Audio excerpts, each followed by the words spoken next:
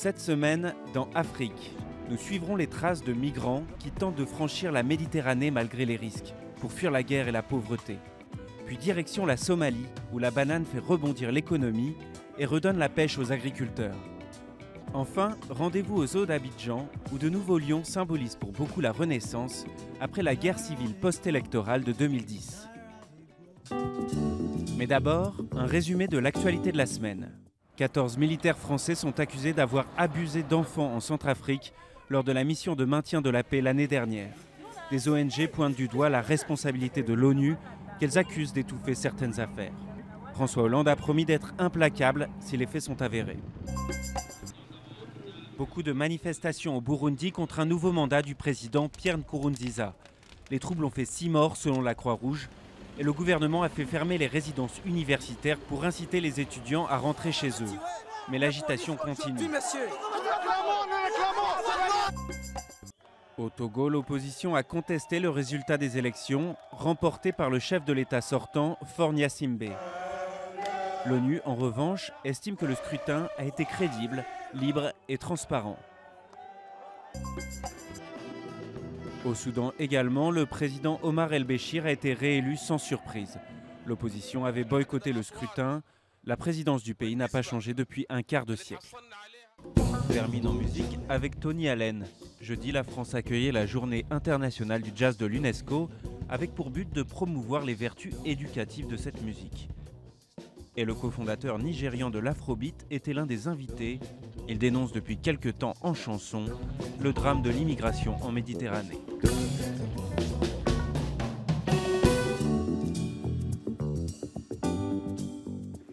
Plus de 1700 migrants ont trouvé la mort en tentant de traverser la Méditerranée pour rejoindre l'Europe depuis le début de l'année.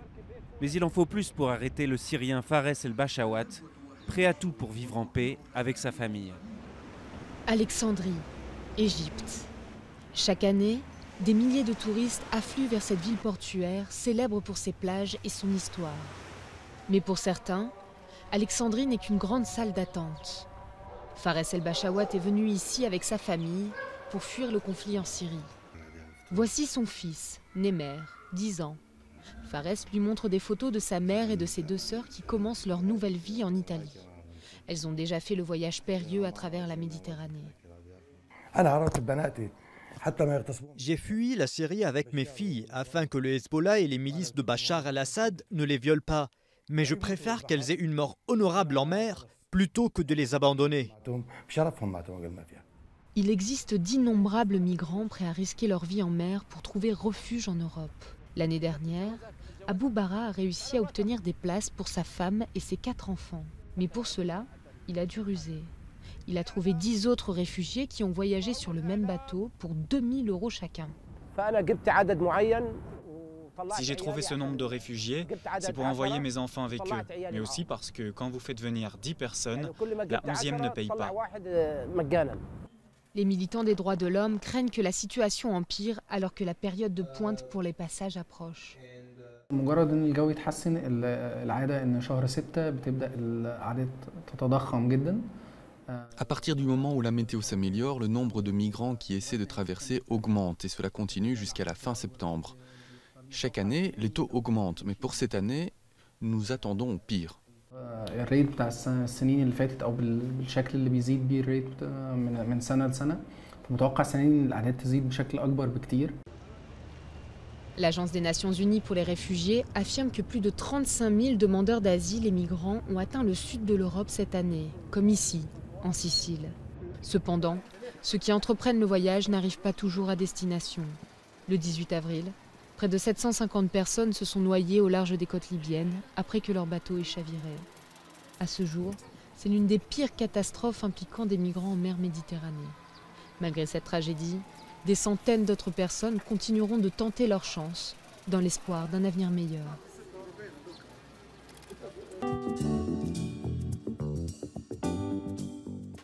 À moins d'1 heure de la capitale somalienne Mogadiscio, on récolte ici les fruits d'une industrie en pleine reprise, la banane. Transportées en camion depuis cette plantation d'Afgoye vers le port de la capitale, les bananes sont ensuite envoyées vers des destinations diverses. Un succès pour cette industrie ralentie par plus de 20 ans de conflits qui ont ravagé l'économie du pays.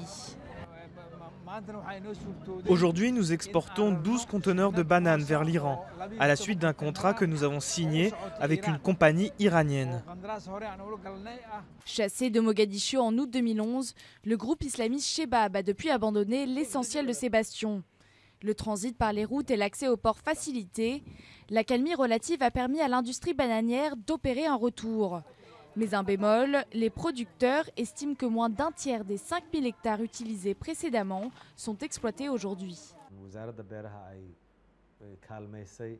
Le ministère de l'Agriculture a aidé l'une des compagnies d'export qui a réussi à exporter des bananes pour la première fois en 25 ans.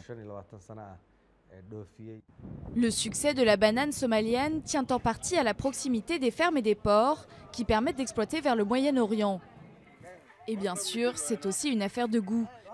Depuis l'introduction de la banane par l'ancien colonisateur italien dans les années 20, le fruit est devenu un élément central de la cuisine locale. Mais dans ce marché de Mogadiscio, les vendeurs se plaignent d'une augmentation des prix depuis le début des exportations vers l'étranger.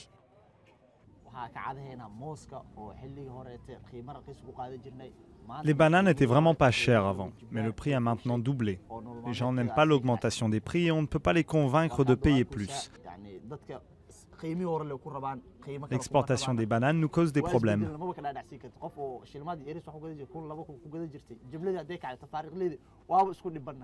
Avant de se relever complètement, l'industrie devra faire face à d'autres défis. Certains systèmes d'irrigation, des routes et des entrepôts doivent être reconstruits.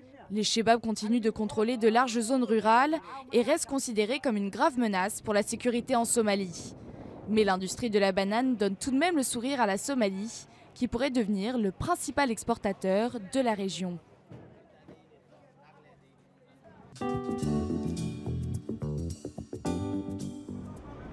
Le zoo d'Abidjan a de nouveaux pensionnaires. Ces 3 félins, 2 lionnes et un lion, âgés de 2 à 3 ans, viennent tout droit d'Afrique du Sud.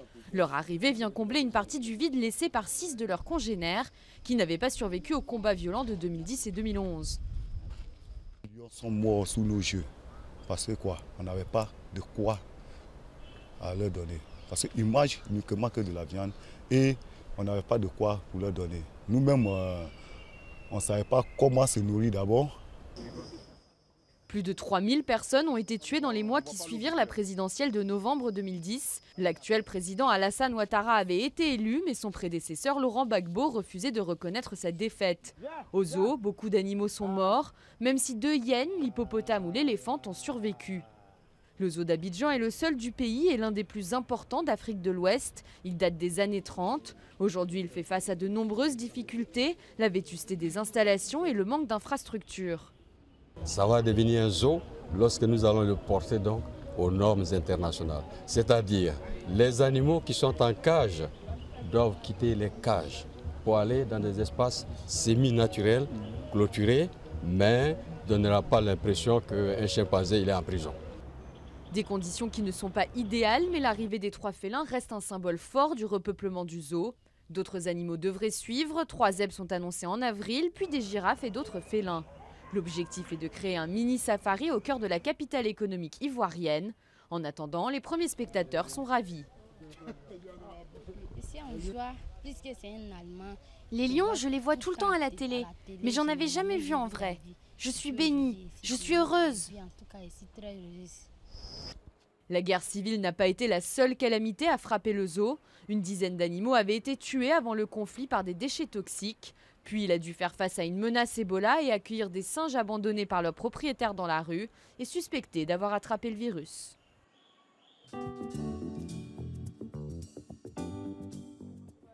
Mogadiscio rénove son stade de foot. La Somalie entend bien accueillir la Coupe d'Afrique des Nations en 2019 et espère d'ici là avoir réglé les problèmes de sécurité liés aux islamistes Shebab.